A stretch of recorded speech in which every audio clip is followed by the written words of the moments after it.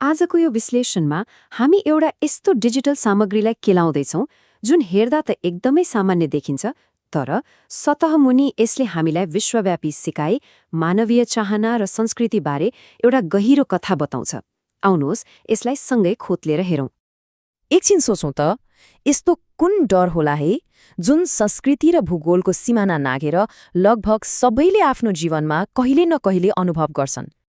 हो, त्यो हो सार्वजनिक रूपमा बोल्ने डर। यो एउटा विश्वव्यापी मानवीय अनुभव हो, तर आज हामी यसलाई समाधान गर्ने प्रयासलाई एउटा फरक डिजिटल कोणबाट हेर्दैछौँ। ल, हाम्रो अनुसन्धानको केन्द्रमा छ इरानको एउटा प्लेटफर्म, अपराधको एउटा सामान्य भिडियो पेज।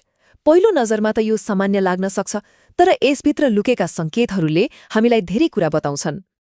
ठिक छ, हाम्रो विश्लेषणको पहिलो चरणमा यो भिडियो खासमा केको बारेमा हो र यसलाई कसले बनाएको हो त्यसमा केन्द्रित हौँ। रोचक कुरा के छ भने यो भिडियोको शीर्षकले हामीले सुरुमा उठाएको त्यही विश्वव्यापी डर सार्वजनिक भाषणलाई सिधै सम्बोधन गर्छ। मतलब तनाव व्यवस्थापन र आत्मविश्वास बढाउने कुरा त कुनै एक देश वा संस्कृतिमा मात्र सीमित हुँदैन, होइन र? अझ भित्र हेर्दा भिडियोको किवर्डमा एउटा शब्द भेटिन्छ, फान ए बयान। यो भनेको खाली बोल्नु मात्रै होइन, यो त प्रभावकारी र कलात्मक ढङ्गले बोल्ने फारसी कला रहेछ। यसले हामीलाई यो सामग्रीको सांस्कृतिक गहिराई देखाउँछ। अब सामग्रीबाट अलिकति अघि बढेर यसको निर्मातातिर लागौँ। कसले बनाइरहेको छ त यस्तो शैक्षिक सामग्री? च्यानलको नाम हो फरादर्स।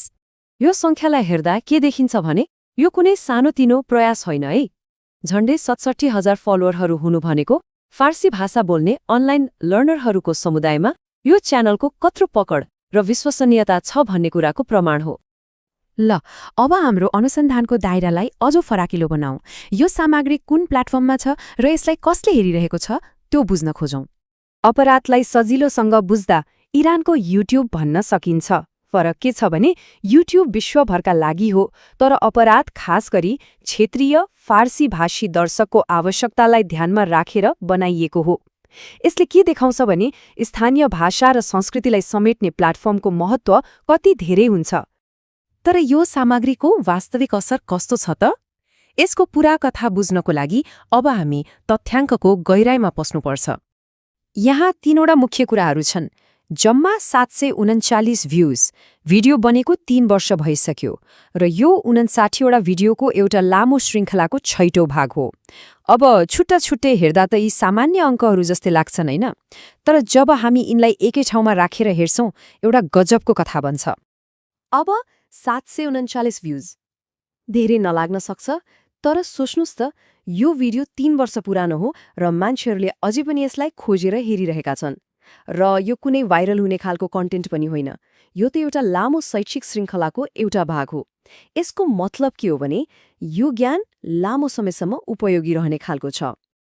ल, अहिलेसम्म हामीले सामग्री, निर्माता, प्लेटफर्म र यसको प्रदर्शन जस्ता विभिन्न टुक्राहरूलाई जम्मा गर्यौं। अब यी सबैलाई जोडेर हेरौँ, यसले कस्तो ठूलो चित्र बनाउँदो रहेछ। अन्ततः यो एउटा सामान्य देखिने वेब पेजले हामीलाई के बतायो त? पहिलो कुरा, आफूलाई सुधार्ने चाहना संसारभरिका मानिसमा हुन्छ। दोस्रो, शिक्षा पुर्याउन स्थानीय प्लेटफर्मको भूमिका एकदमै महत्त्वपूर्ण हुन्छ। र तेस्रो, तनाव व्यवस्थापन जस्ता सदाबहार ज्ञानको मूल्य समय बित्दै जाँदा पनि कम हुँदैन। यसरी डिजिटल उपकरणहरूले हाम्रो मौलिक मानवीय आवश्यकताहरू पूरा गरिरहेका छन्। भनेपछि केही लाइनको टेक्स्ट र केही अङ्कहरूबाट हामीले सिकाइ, महत्वाकांक्षा र मानिस बीचको सम्बन्धको एउटा विश्वव्यापी कथा देख्यौं। यो केवल एउटा भिडियो पेज मात्रै रहेन, यो त विश्वव्यापी सिकाइको संसारभित्र छियाउने एउटा झ्याल बन्यो। यो उदाहरणले प्रविधि र मानवीय आवश्यकता बीचको गहिरो सम्बन्धलाई देखाउँछ र यसले एउटा महत्त्वपूर्ण प्रश्न पनि खडा गर्छ। भविष्यमा प्रविधिले हाम्रो सिक्ने र अघि बढ्ने तरिकालाई अझै कतातिर लैजाला? यो साँच्चै विचार गर्नुपर्ने प्रश्न हो।